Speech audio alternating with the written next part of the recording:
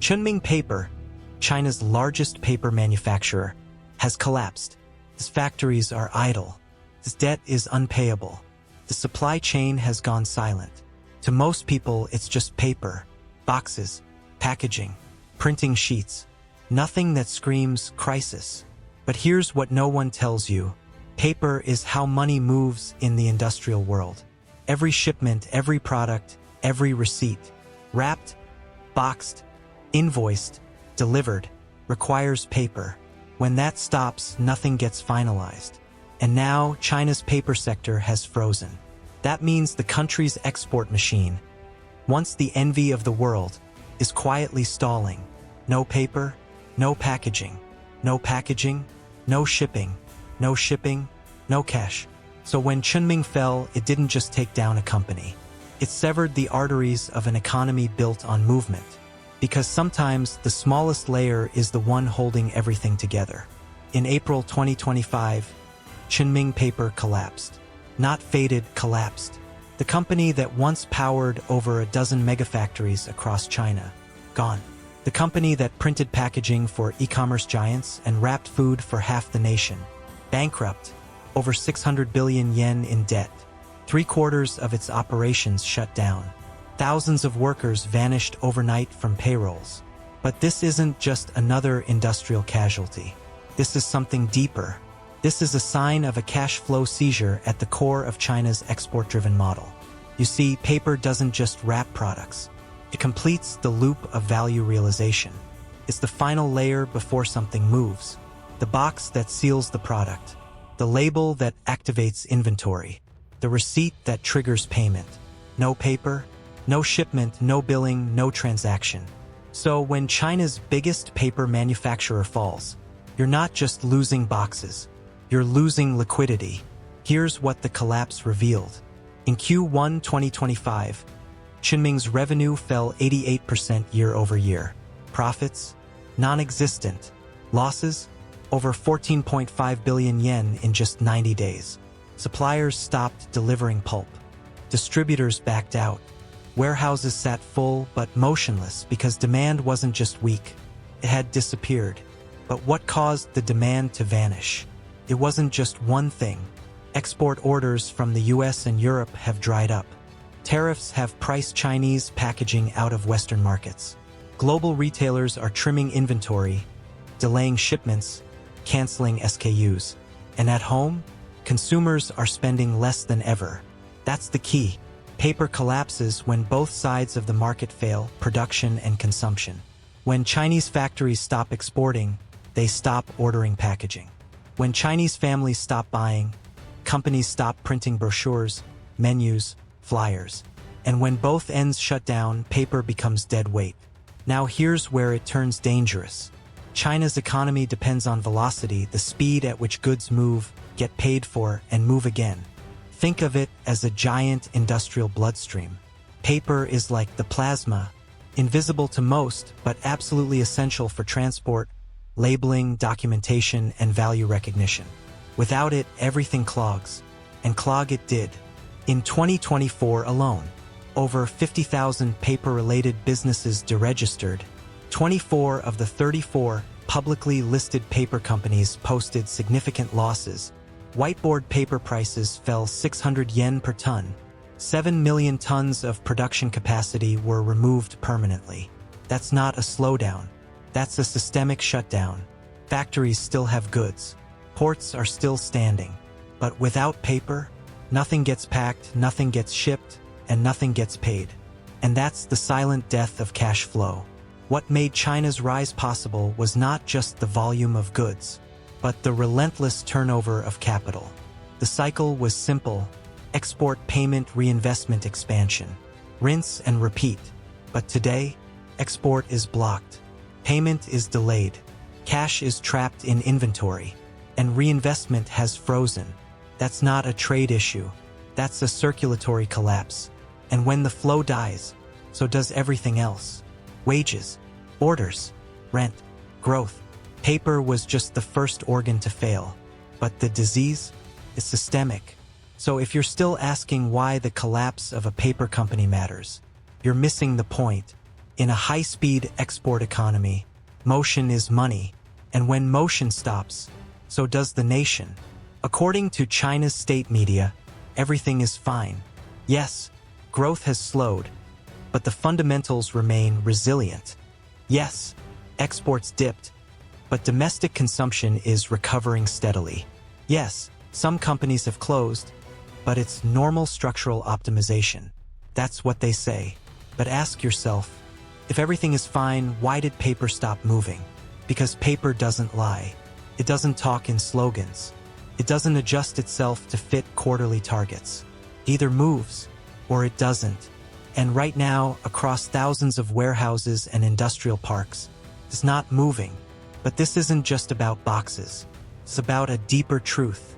China's financial flow is seizing up at the operational level. Here's how it works. When a manufacturer receives an order, they request packaging.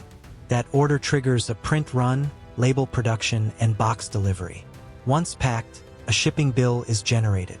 That bill confirms shipment, which confirms invoicing. Invoicing enables payment, and payment unlocks working capital. But what happens when paper isn't ordered? None of those steps occur. That's why economists obsess over something as small as cardboard. Because when cardboard demand collapses, it signals that the entire payment chain has stalled.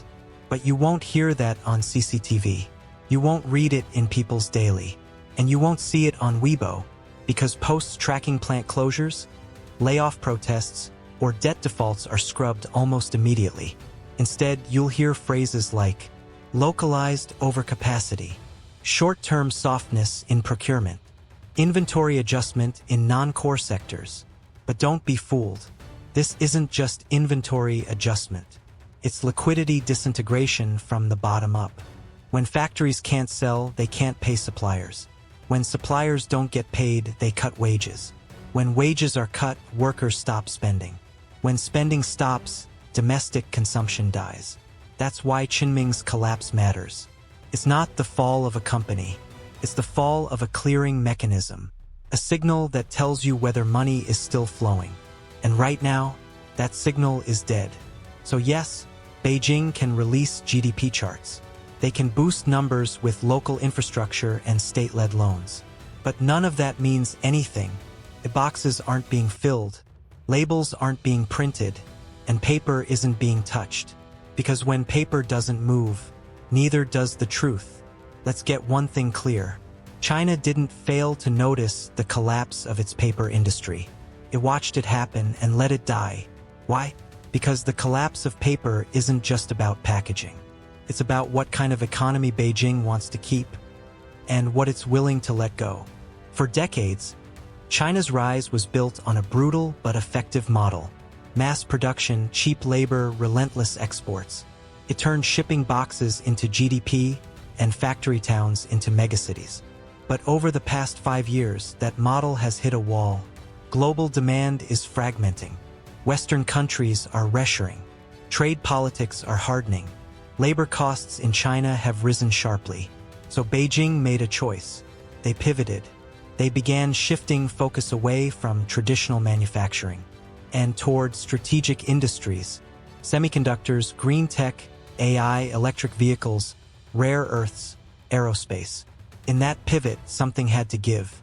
And that something was the bottom 60% of the industrial ladder. Packaging, textiles, low-grade metals, paper. Here's the twist. The death of Chenming Paper was not a miscalculation. It was a message that not all sectors will be saved. If you're in an industry that doesn't serve China's long-term geopolitical ambition, you're expendable. And how do you signal that quietly? You don't announce layoffs. You let credit dry up. You remove subsidies. You raise environmental thresholds. You squeeze their margins until they suffocate, without a word from the top. That's exactly what happened.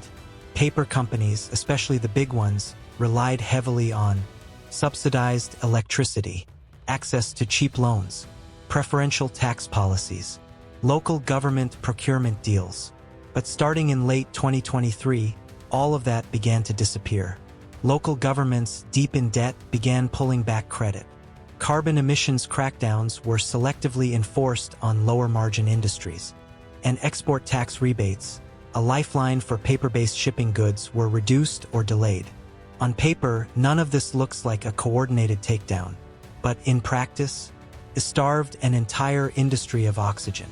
Meanwhile, Beijing poured resources into sectors it deems strategic: chip fabrication subsidies, battery mineral stockpiling, state-owned cloud infrastructure. So what's the big idea? Is this: China is narrowing its economic base to fortify its political core. Less broad-based wealth, more command-based control. It's trying to upgrade the system, not by lifting the bottom, but by cutting it off. In this strategy, paper is symbolic. Product that once touched everything, now no longer matters. And Beijing is fine with that, because it's not trying to build a balanced economy anymore. It's trying to build a fortress economy, strong at the top, hollow underneath, unshaken in the short term, but dangerously brittle when the wind shifts. So no, Chenming didn't collapse in chaos. It was quietly sacrificed. And what dies next? That depends on which sectors fall outside the next 5-year plan. Because when survival becomes a privilege, entire industries become liabilities. Once paper stopped moving, so did the companies that relied on it. Not just Chenming, but the entire ecosystem it fed.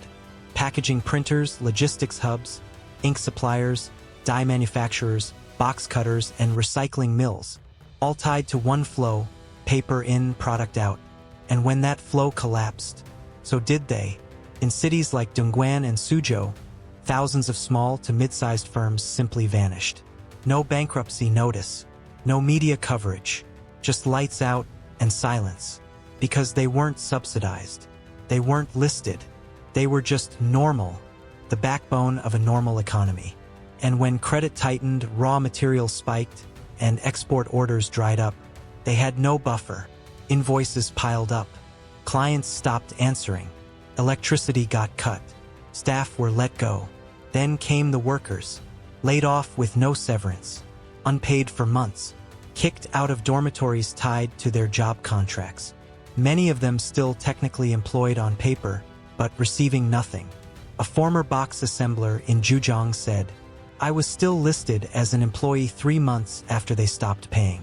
I couldn't claim unemployment. I couldn't apply for subsidies. I was in limbo." That limbo now stretches across China. Millions of workers pushed out of formal jobs, now floating between gig work, under-the-table labor, and family handouts.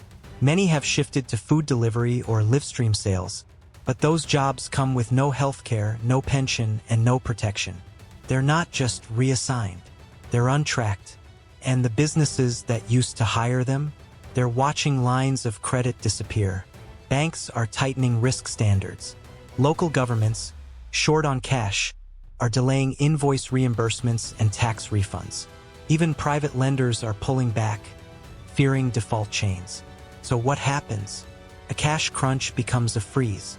A freeze becomes a closure. And a closure becomes silence. This isn't just a loss of income. It's a loss of motion. Factories stop ordering. Suppliers stop producing. Workers stop spending. And like that, demand dies from both ends. Not because people don't want to work. Not because businesses don't want to survive. But because the system, once built on velocity, has lost its pulse. So the next time someone tells you, paper doesn't matter, remind them, when motion is money, stillness is death. When the paper stopped flowing, people didn't just lose jobs, they lost direction. In China, much of the urban middle class wasn't built on wealth. It was built on rhythm. A monthly paycheck, a mortgage payment, a holiday purchase, a train ticket home. That rhythm kept everything moving. Not just money, but meaning. Now, that rhythm is broken. In factory towns across Shandong, Jiangsu, and Guangdong, the signs are subtle but deadly. Birth rates are falling even faster. Marriages are being postponed or canceled. School enrollment is down in industrial zones. Daycare centers, once full of second-generation migrant kids, are shutting their doors. Young adults are moving back with parents, not for tradition but survival. The social compact is unraveling.